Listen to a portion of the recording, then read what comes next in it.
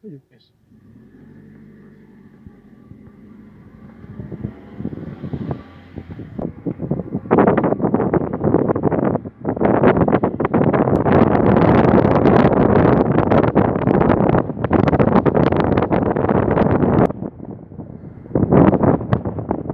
Kenapa akhirnya jalur pendakian ditutup sementara? Untuk peremajaan jalur, perbaikan-perbaikan jalur yang baik itu di jalur pendakian, di pelataran, serta perbaikan-perbaikan beberapa perbaikan yang dilakukan di balai registrasi seperti air, pembersihan-pembersihan sisa-sisa dari pendaki. Seperti itu. Selama selama pandemi, apakah ada pembatasan untuk pendaki sendiri?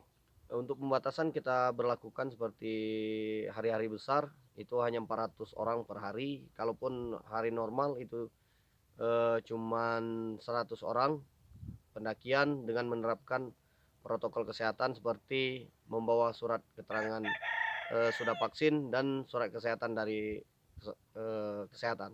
Bagaimana pengawasan pendaki sendiri di jalur agar mereka bisa menjaga jalur?